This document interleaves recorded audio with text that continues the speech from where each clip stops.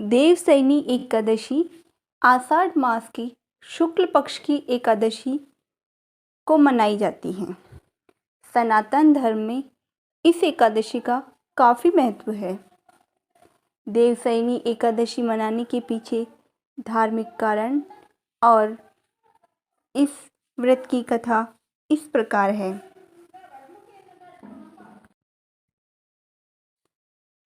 कहा जाता है कि देवशयनी एकादशी के दिन भगवान विष्णु क्षीर सागर की अनंत सैया पर गहरी निद्रा में चले जाते हैं। इसके बाद कार्तिक मास की एकादशी तक भगवान विष्णु योग निद्रा से निकलते हैं। इस दौरान भगवान शिव सृष्टि का संचालन करते हैं। देवशयनी एकादशी व्रत कथा का शास्त्रों में विशेष महत्व है। इस व्रत की कथा सुनने मात्र से व्यक्ति के सभी पापों से छुटकारा मिलता है। देवशयनी व्रत कथा इस प्रकार है। धर्मराज युधिष्ठिर ने कहा, हे केशव, आषाढ़ शुक्ल एकादशी का क्या नाम है? इस व्रत के करने की विधि क्या है और किस देवता का पूजन किया जाता है? श्री कृष्ण कहने लगे, हे युधिष्ठिर, जिस कथा को ब्रह्मा जी ने नारद जी से कहा था वही मैं तुमसे कहता हूँ। एक बार देव ऋषि नारद जी ने ब्रह्मा जी से इस एकादशी के विषय में जानने की उत्सुकता प्रकट की। तब ब्रह्मा जी ने उन्हें बताया, सतयुग में मातांधा नामक एक चक्रवर्ती सम्राट राज्य करते थे। उनके राज्य में प्रजा बहुत सुखी थी, किंतु भविष्य में क्या हो जाए यह कोई नहीं जानता था। अतः वे इस बात से अनभिज्ञ थे कि उनके राज्य में शीघ्र भयंकर अकाल पड़ने वाला है। उनके राज्य में पूरे 3 वर्ष तक वर्षा न होने के कारण भयंकर अकाल पड़ा। इस अकाल से चारों ओर त्राही त्राही मच गई। धर्म पक्ष के यज्ञ, हवन, पिंडदान, कथाव्रत आदि में कमी हो गई। जब मुसीबत पड़ी तो धार्मिक कार्यों में प्राणी की रुचि कहाँ रह जाती है। प्रजा ने राजा के पास जाकर अपनी वेदना की दुहाई दी तो राजा इस स्थिति को लेकर पहले से दुखी थे। वे सोचने लगे कि आखिर मैंने ऐसा कौन सा पाप कर्म किया है जिसका दंड मुझे इस रूप में मिल रहा है। फिर भी इस कष्ट से मुक्ति पाने का कोई साधन करने के उद्देश्य से राजा सेना को लेकर जंगल की ओर चल दिए। वहाँ विचरण करते करते एक दिन वे ब्रह्मा जी के पुत्र अंगिरा ऋषि के आश्रम पहुँचे। उन्हें साष्टांग प्रणाम किया।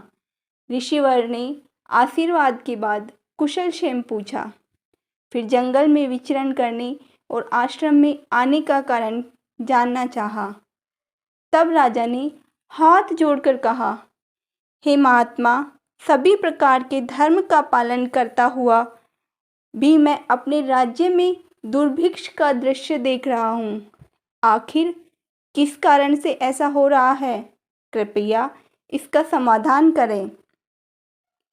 यह सुनकर महर्षि अंगिरा ने कहा, हे राजन, सब युगों से उत्तम यह सतयुग है। इसमें छोटे से पाप का भी भयंकर दंड मिलता है। अब इसमें धर्म अपने चारों चरणों में व्याप्त रहता है।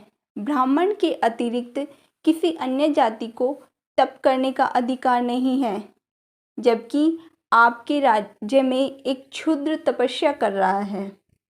यही कारण है कि आपके राज्य में वर्षा नहीं हो रही है। जब तक वह काल को प्राप्त नहीं होगा तब तक यह दुर्भिक्ष शांत नहीं होगा।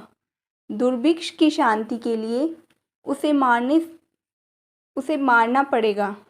किंतु राजा का हृदय एक नर अपराध क्षुद्र तपस्वी का शमन करने को तैयार नहीं हुआ। उन्होंने कहा, हे देव, मैं उस निरपराध को कैसे मार दूं? यह बात मेरा मन नहीं स्वीकार रहा है। कृपया करके आप कोई और उपाय बताइए। महर्षि अंगिरा ने कहा, आषाढ़ मास के शुक्ल पक्ष की एकादशी का व्रत करें। इस व्रत के प्रभाव से अवश्य ही वर्षा होगी। राजा अपने राज्य की राजधानी लौट आए और चारों वर्णों सहित पद्म एकादशी का विधि पूर्वक व्रत किया। व्रत के प्रभाव से उनके राज्य में मूसलाधार वर्षा हुई और पूरा राज्य धन धान्य से परिपूर्ण हो गया। ब्रह्मा वैवर्त पुराण में देवशयनी एकादशी के विशेष महत्व का वर्णन किया गया है। इस व्रत से प्राणी की समस्त मनोकामनाएं पूर्ण होती हैं। तो इस प्रकार ये देवशयनी एकादशी व्रत कथा है।